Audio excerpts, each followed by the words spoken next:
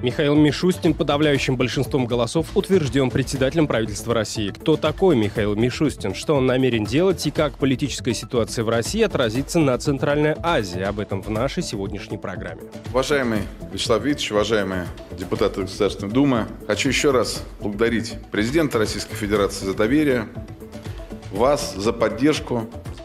В Таджикистане готовятся к парламентским выборам. В Центральной избирательной комиссии работают бывшие члены правящей партии. Соцдемократы, единственная оппозиция в стране, сталкиваются с препонами чиновников. Эксперты говорят о заранее известных итогах голосования. В прямом эфире информационная программа «Настоящее время Азии» в бишкекской студии. Я Шавкат Тургаев. Здравствуйте. Итак, Михаил Мишустин утвержден на пост нового председателя правительства России.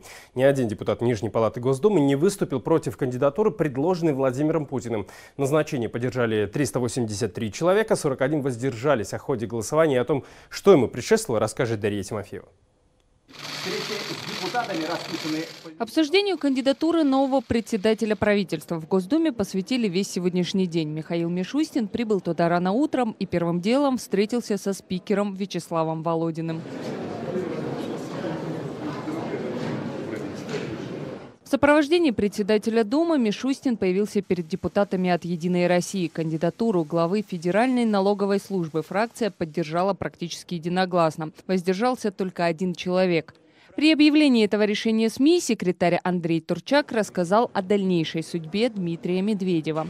Никаких законодательных ограничений, связанных с его назначением на должность заместителя председателя Совета Безопасности Российской Федерации и совмещения этой позиции с позицией председателя политической партии не существует. Дмитрий Анатольевич Медведев остался председателем партии «Единая Россия». Фракция «Справедливой России» также одобрила Мишустина. Поддержку кандидатуре, выдвинутой президентом России, на голосовании пообещала оказать и ЛДПР. Коммунисты решили воздержаться. Учитывая, что наши требования отставки правительства и изменения Конституции в пользу повышения контроля над исполнительной властью законодателей выполнено, мы воздержимся голосовать за и против. Но посмотрим в ближайшее время, какую программу и какой состав команды предложит Мишустин и президент. В 2 часа началось рассмотрение кандидатуры Мишустина всем составом Нижней палаты Госдумы. Заседание стартовало с небольшого конфуза. И я прошу вас, уважаемые коллеги, поддержать президента Российской Федерации и дать согласие Государственной Думы для назначения Михаила Владимировича Мишустина на должность председателя Государственной Думы. Спасибо. Спасибо, Гарри Владимирович. Извините, на должность председателя правительства Российской Федерации. Спикер, которого Минх предложил переизбрать, оговорку списал на духоту в зале. Будущий премьер выступил со своей программой, говорил о реформах и призвал немедленно приступить к реализации послания Путина. После ряда вопросов, ответов и выступлений лидеров фракции новый председатель правительства России без единого возражения был утвержден депутатами. Хочу еще раз поблагодарить президента Российской Федерации за доверие, вас за поддержку, за то, что сегодня мы очень серьезно, детально обсудили все те направления, которые вас волнуют. Я обещаю, даю здесь слово в том, что я сказал. Мы будем держать связь с Думой, с фракциями, с комитетами для того, чтобы сверять наш курс и определять то, что мы делаем. Уходу прежнего правительства в отставку и назначению Михаила Мишустина на пост премьера накануне предшествовало послание президента Федеральному собранию. В нем Владимир Путин предложил внести ряд поправок в Конституцию. В тот же вечер на сайте Кремля был опубликован состав рабочей группы. В списке десятки человек – известные актеры, спортсмены, общественные деятели. В пресс-службе главы государства подтвердили намерение президента сегодня же встретиться с экспертами. Первоначально Путин говорил о проведении референдума. Затем его пресс-секретарь заявил, что всенародное голосование не состоится. Теперь же российское издание ТАСС сообщает со ссылкой на собственные источники, что голосование по поправкам все же проведут. Указывается даже дата – до 1 мая этого года. Дарья Тимофеева, Азат Интымаков. Настоящее время Азия. Кыргызстан. Бишкек. За ходом голосования в Думе следила корреспондент «Настоящего времени» в Москве Евгения Котляр. Она сейчас с нами на прямой связи. Жень, здравствуй. Хочу спросить тебя теперь уже о новоиспеченном премьере Михаиле Мишустине. Что вообще известно о нем, кроме того, что он возглавлял налоговую службу? Есть ли какие-то особые заслуги? Шавкат, добрый вечер. С момента того, как Владимир Путин озвучил кандидата на должность нового премьер-министра, прошло уже 24 часа, Госдума уже проголосовала за Михаила Мишустина, а Владимир Путин уже подписал указ о назначении бывшего руководителя Федеральной налоговой службы на новую должность главы правительства. В российских медиа сегодня весь день публикуют подробности жизни и работы Михаила Мишустина на прошлых должностях. Так, издание «Проект» выяснили, что Мишустин скрыл элитную недвижимость на Рублево-Успенском шоссе. В Росреестре оказались скрыты данные о владельце земли. Вместо имен в выпусках попросту указано собственник Российская Федерация. Супруги Мишустины, Владлена и Михаил, стали владельцами дома на Николиной горе в 2001 году. Вот сейчас аналогичный участок с домом в этом месте стоит приблизительно 600 миллионов рублей. Еще фонд по борьбе с коррупцией сегодня потребовал от Михаила Мишустина объясниться с заработками супруги Михаила Владлены, которая с 2010 по 2018 год заработала 790 миллионов рублей, при том, что в открытых источниках никакой информации о бизнесе Владлены Мишустиной нет, и более того, в сети нет даже ни одной ее фотографии. Газете «Ведомости» сегодня удалось выяснить, что Михаил Мишустин является автором музыки для песен Григория Лепса. Это композиция «Настоящая женщина» и «Зола». Представители певца Лепса, правда, эту информацию в газете пока не подтвердили, а от комментариев представителей Михаила Мишустина их пока нет. Сегодня было много других важных тем. И в Госдуме сегодня очень много говорили о личности Михаила Мишустина. Это неудивительно, но надо сказать, что пока многие депутаты с ним еще не знакомы. Про Мишустина я его не знаю. Это не тот случай, когда ты знакома лично или ты где-то встречалась, но произвел очень приятное впечатление. Хотя мне работалось нормально из предыдущего правительства. Потому как он отвечал, какая конкретика звучала в ответах, какая риторика была в его ответах, мне понравилось. Посмотрим. Жень, вот Мишустин уже озвучил свою программу. Вообще, что он планирует делать на посту председателя правительства? Шавкат, ты знаешь, сегодня днем Михаил Мишустин успел сделать много громких заявлений на встрече с парламентскими фракциями в Государственной Думе по своему видению, по приоритетам, по планам развития. И вот некоторые депутаты после всех этих сегодняшних встреч высказали такое мнение о том, как дальше будет строиться работа. Конечно, очень много сегодня сделано. И знаете, все вышли из зоны комфорта, все работают, все не обсуждают, не разговаривают, а все реально работают. Но главное, о чем сегодня заявил Михаил Мишустин, он намерен реформировать систему государственного управления, снять ограничения и барьеры с бизнеса, а также кардинально поменять структуру правительства, вероятно, мы очень скоро об этом что-то узнаем, и ввести адресную помощь бедным. Еще Мишустин обещал сегодня поддержать Яндекс и внедрять современные технологии. По информации издания «Медуза», он в 90-х годах работал в Международном компьютерном клубе, это такая некоммерческая организация, которая помогала проникновению на российский рынок таких международных корпораций, как Intel, IBM, Apple и других. И я напомню, что уже в эту пятницу в Доме правительства новый премьер Михаил Мишустин встретится с бывшим главой правительства Дмитрием Медведевым. Шавкат. Жень, большое тебе спасибо за столь подробный рассказ о премьере. Новым всего доброго и до свидания. Наши корреспонденты в разных городах России задали на улицах людям один и тот же вопрос. Как вы относитесь к изменениям в Конституции, о которых говорил президент России Владимир Путин? Вот какие ответы мы получили. Пока главный сидит на месте, никаких изменений не будет. Что бы ни было, это все рокировки, знаете, в тазике. Ничего нового от этого не будет, ничего не изменится. Так, пыль в глаза опустите, все. Мне кажется, это, как в Казахстане было с Нурсултаном, тоже он ушел в правительство, сам себя назначил в Госсовете одним из главных и просто руководит. Все, что новое предлагается, там и по детям, и питание, и материнские капиталы, но это даже воодушевляет, что все-таки лучше будет жить. Я не смогу ничего сказать. Не читали ничего? Нет. У нас правительство ушло в отставку в полном составе вместе с Медведевым. Это если кратко. Серьезно? Вот это да. Правильно, менять надо, а то они там зажирели. Я думаю, будет по образцу Республики Казахстан. Это просто как бы ход такой конем для подготовки к 2024 году. Я думаю так, что ничего не поменяется, просто в колоде карты перетусовались, а игра останется одна и та же, и все. Как политические процессы в России повлияют на Центральную Азию? Об этом мы поговорим с экспертом. На связи с нашей студией по скайпу из Алматы политолог Рустам Бурнашев. Господин Бурнашев, здравствуйте. Страны Центральной Азии имеют очень тесные связи с Россией в экономике, в сфере безопасности, в гуманитарной области. Скажите, пожалуйста, как политические процессы в Москве могут отразиться на нашем регионе? Ну, мне кажется, непосредственно, конечно, потому что наш основной ключевой партнер. И если трансформации в России будут достаточно серьезные, они будут затрагивать именно не кадровый состав, не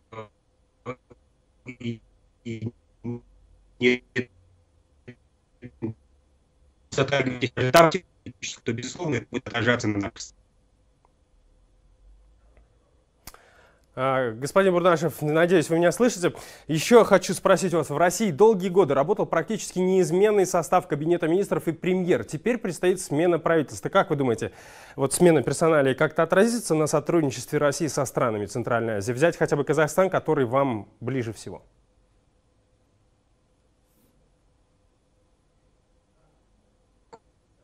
Если вы меня слышите. Да, мы слышим вас.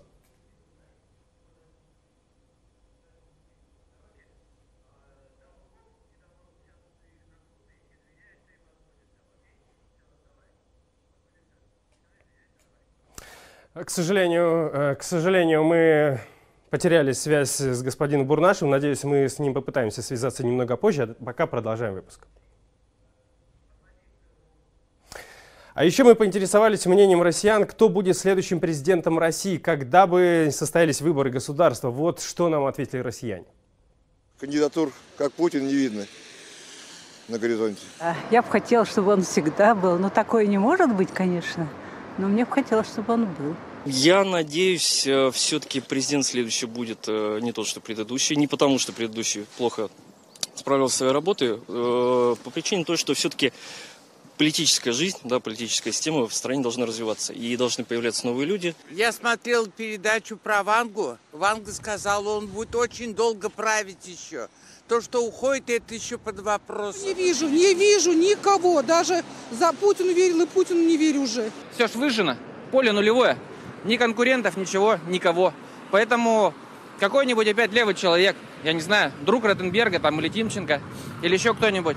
Они там придумают, посидят, выпьют, подумают, кого-нибудь да поставят. Мы пока не видим вот так, чтобы... Ну, единственное, что очень близко, это Шойгу. Я не знаю, кто будет следующим президентом, но я думаю, что правительство нашего дорожайшего президента будет очень долгим и очень-очень долгим. Смотрите далее в нашей программе.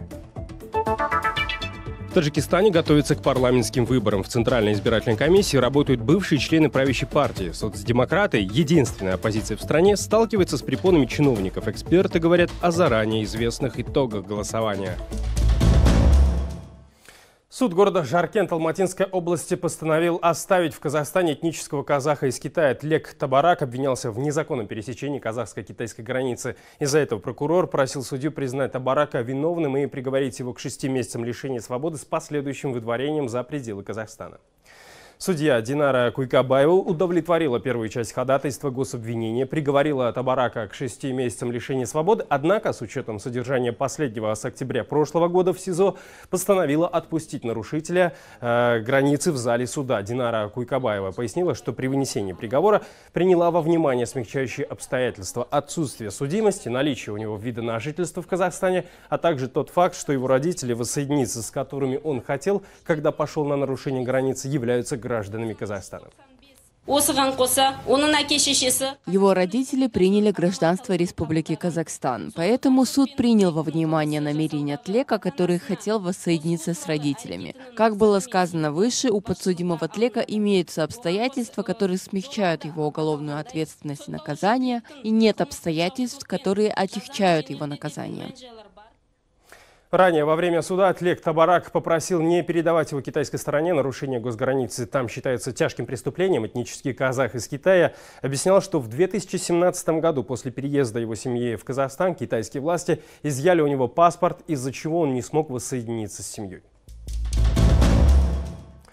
70 представителей СМИ 7 политических партий Таджикистана сегодня были выдвинуты кандидатами в депутаты парламента. Выборы состоятся 1 марта этого года. Об этом сообщили сегодня на заседании Центральной комиссии по выборам и референдумам. Также с сегодняшнего дня и до 9 февраля будет проходить процесс их регистрации, разрешена агитация.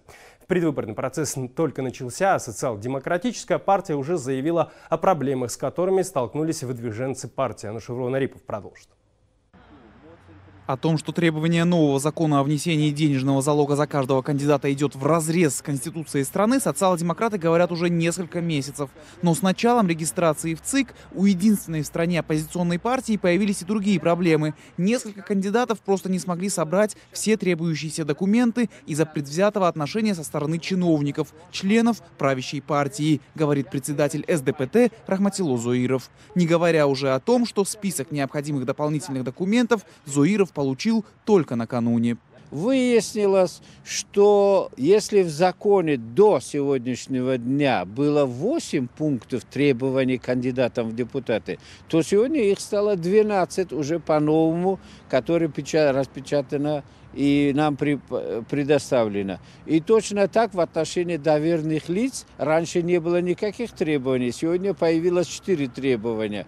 Оппозиционер обвиняет членов комиссии по выборам и референдумам в предвзятости. Согласно закону, принятому после предыдущих выборов, в комиссии не могут состоять члены политических партий. В нынешней комиссии 3 выходцев из правящей партии, которые вышли из ее состава при вступлении в должности. В таком составе говорить о независимости ЦИК и прозрачности выборов не приходится, уверен политик. Члены комиссии считают эти обвинения беспочвенными. Поправки в закон о том, что в избирательных комиссиях не могут состоять члены политических партий страны, приняты для большей прозрачности и успешности процесса. Я думаю, что вопрос о том, что члены Центральной избирательной комиссии состояли ранее в какой-либо партии, неуместен. Главное, что исходя из этого принципа, ни один из членов ЦИК не состоит в партиях. Помимо социал-демократов, которые не входят в нынешний состав парламента, в стране не осталось ни одной оппозиционной силы, уверены политологи и эксперты. Парламент единогласно и без обсуждений принимает все предложенные правительством и президентом законы и носит скорее декоративный характер, уверены они. Даже если все 5 кандидатов от СДПТ попадут в парламент, ничего не изменится. Те партии, которые туда обычно входят, они даже оскорбляются, когда их называют оппозицией. Они очень боятся, что их так назовут. Будет также парламент будет проводить ту же политику, и также будет тот же формат работы. Исходя именно из этой доктрины, что сегодняшний парламент не играет большую роль, самостоятельную роль, и партии-то, которые туда переходят, и партии-то, которые участвуют, они также не играют какую-то роль. Парламент Таджикистана сегодня превратился в некий отстойник для чиновников высшего и среднего звена, считают эксперты. Там 2 варианта. Или это те чиновники, которые уходят, у них предпенсионный возраст, они уже, в общем-то, уходят с должностей дальше в парламент до пенсии. Второй вариант, там это как бы место, где можно подождать новой должности. Находясь в исполнительном органе, они имеют какую-то реальную власть, и на что-то они могут влиять, хотя бы на уровне своих регионов. Имеют доступ к каким-то ресурсам, особенно к денежным ресурсам. Переходя в парламент, они теряют все эти свои преимущества, все эти свои льготы. Выборы в парламент Таджикистана пройдут 1 марта этого года. Политологи уже знают их результаты. Ничего не изменится, разве что несколько человек перейдут из одной партии в другую. Анушер Вунарипов, Насим Исамов. Настоящее время Азия. В Баткенской области Кыргызстана состоялось координационное совещание по ситуации на границе. Встреча высокопоставленных республиканских чиновников с активом области прошла за закрытыми дверями. Прессу пустили туда всего на несколько минут. Как раз в это время выступал полномочный представитель правительства в Баткенской области Акрам Мадумаров. Он рассказал, что за прошедший год на кыргызско-таджикской границе произошло 14 конфликтов, 11 из которых зафиксированы на территории Баткенского района, 3 в Лейлекском. В 8 случаях было применено огнестрельное оружие со стороны граждан обеих стран.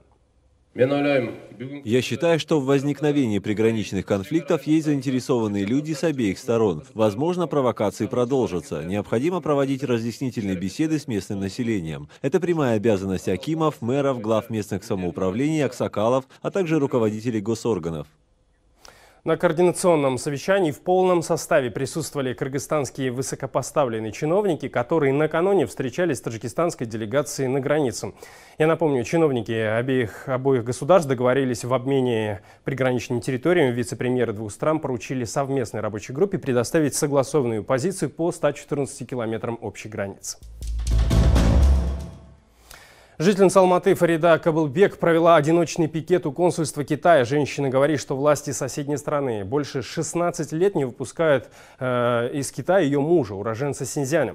Все это время, по ее словам, его удерживают под стражей. По словам Кабылбек, казахстанские власти в курсе, но помощи из Нур-Султана нет, рассказывает Айнур Алимова.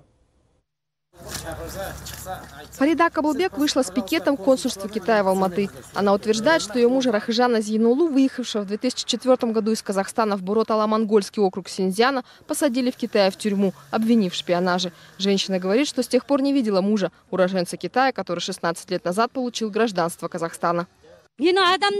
Пусть вернут моего мужа. Его осудили без вины. Посадили на 13 лет. Потом, как будто этого было мало, отправили в лагерь на 1,5 года. Теперь вот уже год и месяц сидит под домашним арестом. Что за ужас? Почему его не выпускают? Сотрудники консульства Китая к Фариде Кабылбек не вышли. Представившийся начальником охраны человек сказал, что руководство призвало не идти на такие шаги, а писать официальное обращение. Сотрудник отдела внутренней политики Медеуского районного акимата считает, что это несанкционированная акция. Предупреждаю вас, что эта акция незаконна. В соответствии с требованиями закона нужно получать разрешение акимата города Алматы, написав письменное заявление за 10 дней. От вас какой-либо заявки не поступало, поэтому вновь напоминаю вам о незаконности акции. Предупреждаю о неминуемой ответственности граждан за незаконные действия. Требую прекратить ваши действия. Фарида Кабылбек писала в государственные органы Казахстана запросы с просьбой вмешаться в ситуацию с ее мужем в Синьцзяне. В июне 2019 года Министерство иностранных дел в ответном письме сообщило, что для возвращения Рахижана Зейнулы дано конкретное поручение посольству Казахстана в Китае. Но с тех пор от дипломатов нет никаких вестей, говорит Фарида. Ну и в конце нашей программы поистине леденящую душу история. В Ташкенте 3-летний мальчик выпал из окна 5-го этажа. На счастье, все обошлось. Соседи увидели малыша на карнизе и успели растянуть внизу одеяло.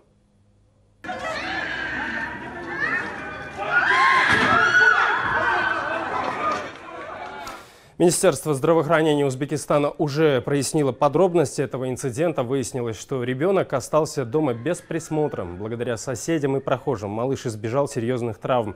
Бригада скорой помощи прибыла через 7 минут. Первая помощь была оказана на месте происшествия. Затем ребенок был немедленно доставлен в больницу.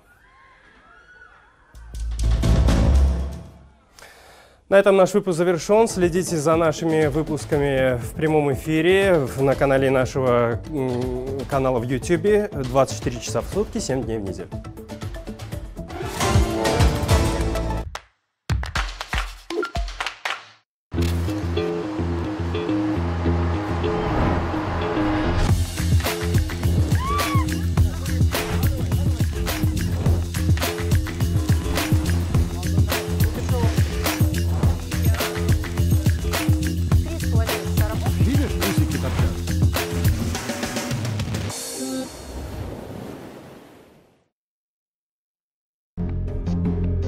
Здесь, в Подкиселевском, наверное, одно из самых богатейших залежей в мире, как сущегося угля. Экологическая нагрузка все равно чувствовалась. Уголь – это есть уголь. Проблема усугубилась, я не знаю, в десятки тысяч раз тем, что вот эти шахты, перестал быть подземный способ добычи угля. И вот тут, вот рядом, с жилыми домами, просто начали все копать сверху. Разрезы – это очень быстро, быстрые деньги. Бизнес, да.